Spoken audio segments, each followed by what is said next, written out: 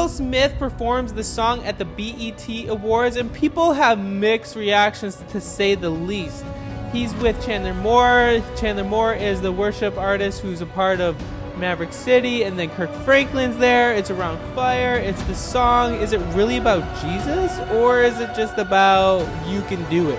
Here's a video of Devon Franklin asking Will Smith if he is a man of faith. Let's see Will Smith's answer. So man, listen, for the 25 years that I have known you, right? Everybody that knows that you played a role in my life, in the church, the number one question, they were like, yo, is Will a man of faith? Does he love the Lord? I'm like, yes. Okay, so but I want you to hear from the horse's mouth. Are you a man of faith? You can't. Do you love the Lord? You can't get where I get if you don't love the Lord. Exactly. You don't get to sit how I sit and move how I move if you don't love the Lord. Exactly. Yeah, okay. You'd be seeing a whole lot of other repercussions. Got it. Okay, good, man. All right, so we got that out the way. But he didn't even answer really if he actually is a man of faith. Who does he put his faith in, and who does he decide to follow? He just says, you can't get where I get if I'm not a man of faith, or if you don't love the Lord. That's not true at all. You can get a lot of places and make lots of money and not be a man of faith. Let's continue.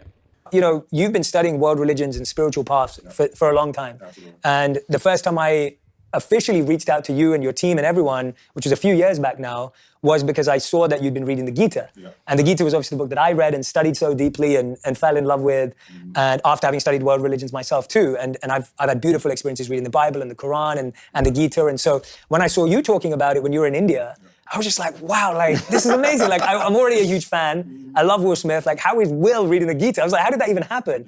And then when I got to know you and Jada and spoke to the family, I realized that you'd taken on a challenge to like study a world religion every year. And tell us about that and what you learned along the way. What were some of the traditions that stood out in your journey and what did you learn from them, whether it was the Kabbalah or even Scientology, all those, because you've shared so many beautiful lessons with me from what you've studied. Yeah. And I'd love to pass them on. So what was, I guess probably in the first 10 years of our marriage, that was me and Jada's bonding, right? So every year we would pick a spiritual tradition and we would study it all the way through. How did you even start doing that? Like, because when I heard you did.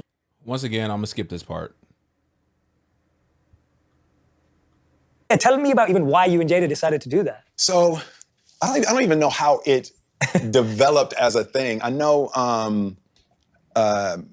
when we got married, we were trying to decide, you know, what church we were going to get married, and were we going to get married in Baltimore or Philly, and who was going to be the priest, you know, and you know, so Gammy had a different religious background than Gigi, you know, so we were trying to figure all of that kind of stuff out, and Jada didn't want to do any of that. Jada wanted for she and I to go to a mountain, you know, and, you know, pledge our love and devotion to one another, to God, without, you know, she felt like we weren't going to adhere to this specific religious tradition. We would just be picking it for her mother or my grandmother or something to try to figure that out. So I think the discussion about the religious background we would raise our children in is what came up. I mean, and this is something that I missed in the last video.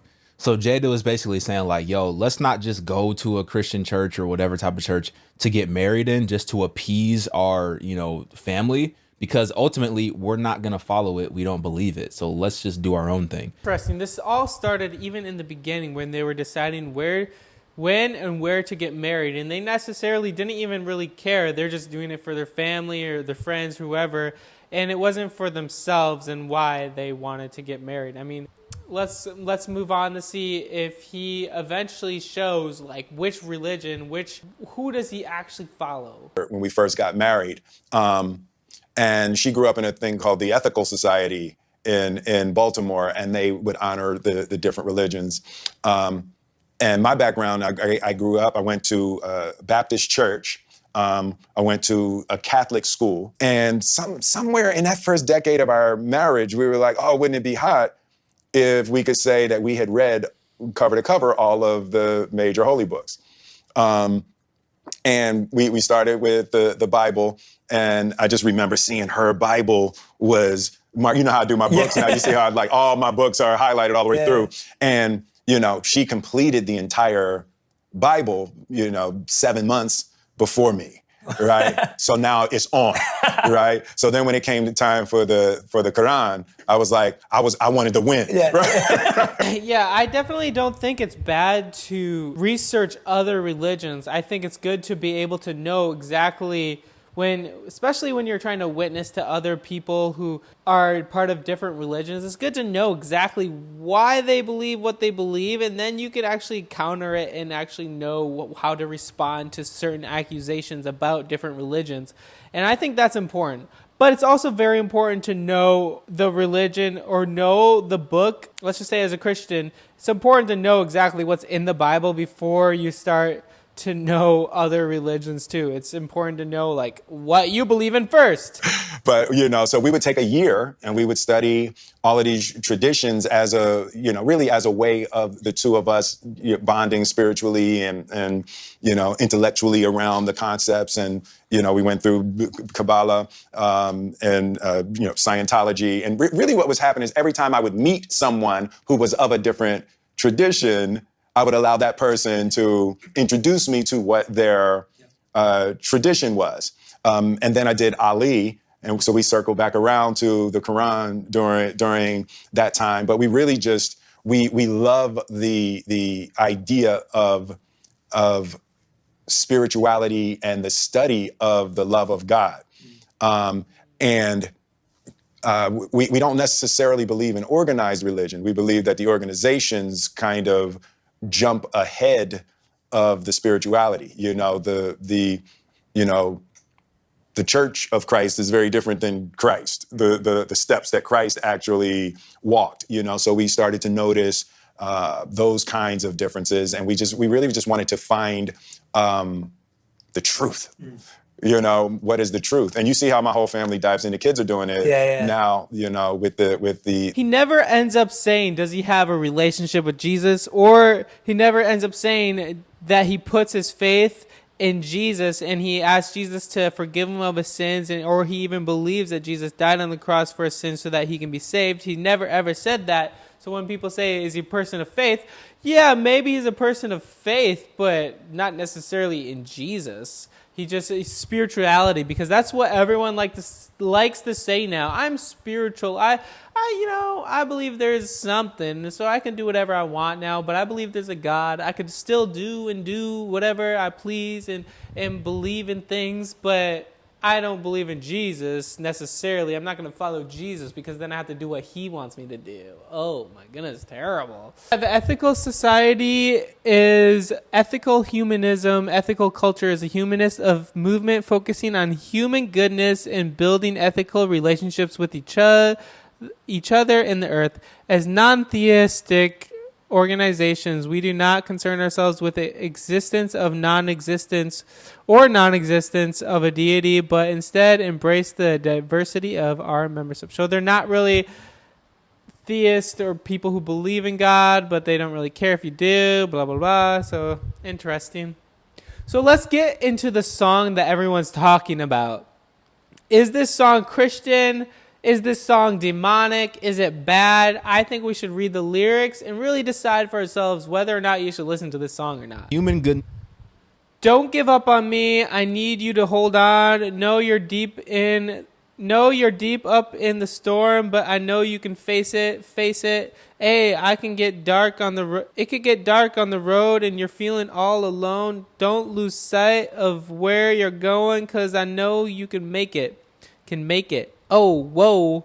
Yeah, I know you can make it. Oh, I know you can make it. Yeah. You are the smoke in the fire, tight rope on the wire. I see you broken and tired, and all your hope is expired. You're just done with the change in the games, in the shame, and the world is insane. All the pain from the flames that you walk through. But no one to talk to, the ghosts that haunt you and the thoughts that'll taunt you, trying to heal, but the battle's uphill. And if God is for real, you just wonder if he'll listen. So many tests for the flesh, exhausted, gasping to catch your breath, walking through the valley of the shadow of death. When you think you've got nothing left, keep going. Don't give up. Hold on. That's the verse. The darker the hell, you gotta endure. The brighter the heaven, you got to enjoy. The harder the fall, the higher you soar. God opens a window when the devil closes the door. Believe me, they tried to bleed Will Smith in the rear view. I see adversity was the gift to lift me higher. Gifts require faith, so dry your eyes. Then you'll find the way out of the madness, out of the maze, out of the sadness, into the rays. The darkest of nights will turn into day, and every storm runs out of rain. Hold on. Don't give up on me. I need you to hold on. I know you can face it. So, that's interesting. It's not definitely a bad song. I would say it's fine to listen to.